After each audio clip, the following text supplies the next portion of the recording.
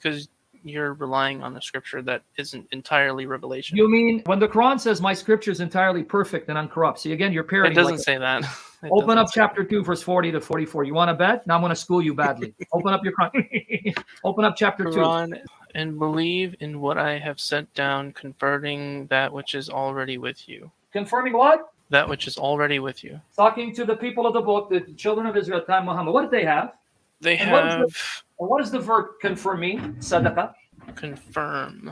Yeah, confirming what is already with you, not what you used to have, you no longer have. What you have right now at Muhammad's time, the Quran confirms it. What does the word confirm mean? To Sadaqah. What does the verb sadaqah mean?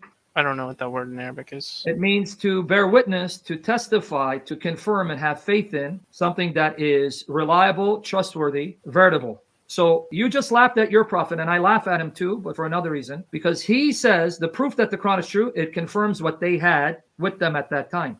But you're not done yet. Keep finishing. That was 41. Keep reading, buddy. Go all the way to 44. And be not the first to disbelieve in it, and do not exchange my signs for a small price, and fear me. And do not mix the truth with falsehood, or conceal the truth while you know it.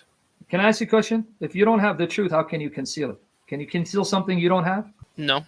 Okay, so now what you just read is Muhammad's Quran is supposed to confirm what they have, and they're concealing the truth, which means they have to have the truth to conceal it, but then finish it to 44. Do you order righteousness of the people, and forget yourselves while you recite the scripture? Okay, so now we have, and I'm going to give you more. We're not done yet, but I want you to pay attention so when I come and ask you a question, you don't have amnesia. The Quran confirms what they have with them at that time. They know the truth but conceal it, and they recite the scriptures. And you laughed at me when I said the Quran testifies. Okay, so you agree that they concealed the truth? And do you agree they have the scripture and they have the very books that the Quran confirms to be true? Do you agree with that? Yeah, I think we both agree. Okay, well, so you agree what they have, the Quran confirms as true, right? Yeah, that's what it says. Okay, now go to 89, chapter 2, verse 89. And when there came a book from Allah confirming that which was with them. What does it do? What does the book, the Quran, your Quran supposedly do? It confirms that which was with them. Oh, not something they no longer have. Okay, read now 91, verse 91, 291. And when it is said to them, believe in what Allah has revealed, they say, we believe only in what is revealed to us. And they disbelieve in what came after it, while it is the truth confirming that which is with them. Say, okay, did you catch the argument of Muhammad? Why would you want to disbelieve in the Quran when this Quran confirms what is with you, what you have already, showing that the Quran is true? It's from the same source. Are you catching this? Because when I ask you a question, I don't want you to then forget what you're reading, so we have to reread this again. You catching these? Yeah, I think I get you.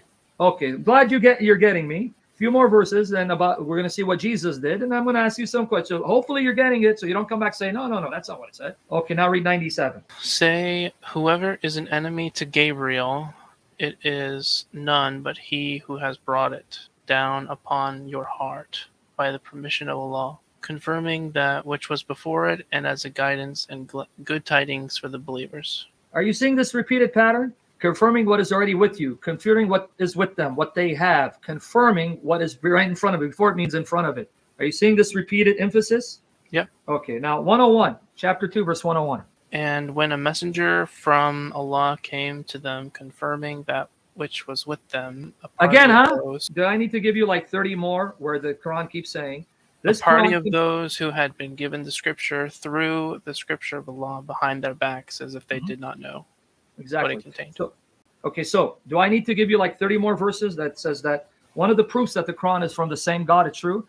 It confirms what is with them, what they have, what it's in front of them. And the verb sadaqah means to bear witness, to believe in, to testify as being true. Do I need to give you 30 more, or do you get the point? Actually, yeah. Can I have more verses? Okay, chapter 4, verse 47. I'm going to have a few though. Go to chapter 4, verse 47. Oh, my pleasure. O you who were given the scripture, believe in what we have sent down, confirming that which is with you, before we obliterate faces and turn them towards their backs, or curse them as we cursed the Sabbath breakers, and ever is the matter of Allah accomplished. Okay, now go to chapter 12, verse 111, because you wanted more. There was certainly in their stories a lesson for those of understanding. Never was it a narration invented, but a confirmation of what was before it, and a detailed explanation of all things, and guidance of a mercy for people who believe. So what does the Quran do? It confirms what again? What was before it? Do you know what the Arabic phrase is? Do you see tasdiqa? That's from sadaqa. Yeah. Alladhi baina yadayhi. Do you see the word baina yadayhi? See what baina yadayhi, baina, what does that mean? Baina, it means between, baina yadayhi, his hands. So here it's saying the Quran confirms what is between his hands. What does that mean? So it's an expression meaning that which he has access to, which is in front of him, which he can pick up. Whatever was there in front of him at that time. Now, can we get to the point, not spend another 5 hours? What is the Quran confirming that was there at the time of Muhammad, which the Jews and Christians had?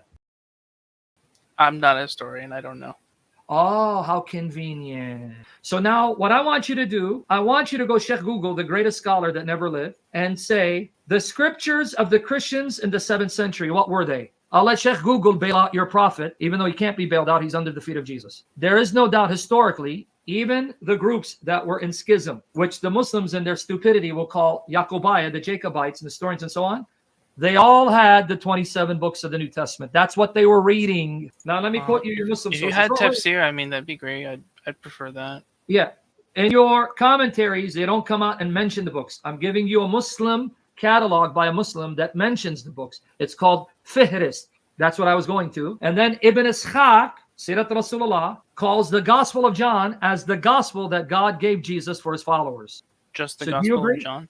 Yes, Ibn Ishaq, Sirat Rasulullah. You can read it in English because I know you don't read Arabic.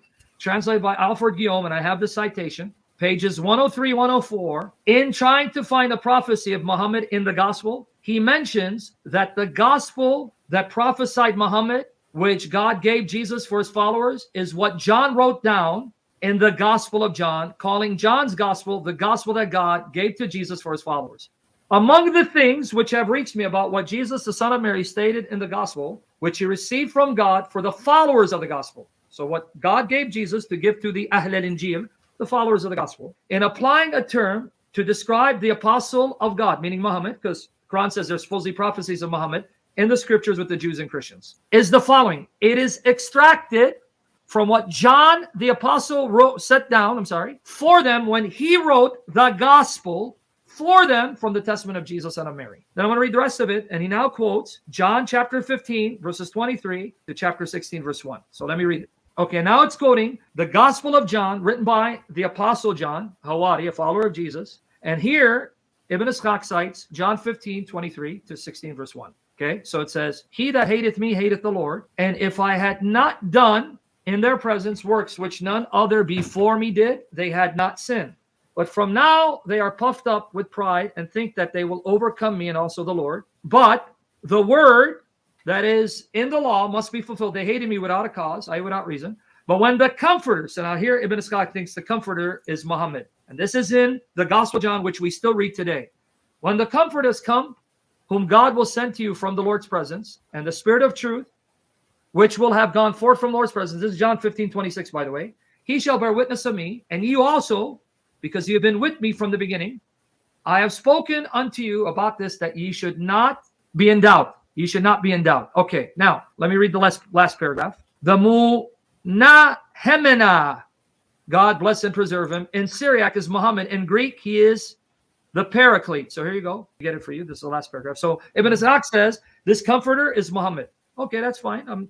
We'll talk about that. But here it is for everyone else. We can now agree that the gospel that the Quran confirms is the Gospel of John? Do you agree the Quran is confirming the gospel that the Christians had? And here your source says that gospel is the Gospel of John? Sure. Well, thank you for admitting Muhammad is a fraud and antichrist, because that's the gospel where Jesus is said to be the eternal word with God, who created all things, became flesh, the Son of God, who died on the cross and rose again. Thank you for proving that the gospel that the Quran confirms shows that Muhammad is the son of the devil, an antichrist. Yeah, that's quite the conundrum. Thank you. At least you're honest. Oh, his name is Jalil? Well, guys, guess what? Praise report. He just left me this message. Hi, Sam. It's Jalil from earlier. I found Jesus. Thank you. He left Islam, folks. He's a Christian. He just sent me this message. Right now, live stream. There you go. Another Muslim leaves the filth of Muhammad for the glory of Jesus, the beauty of Jesus.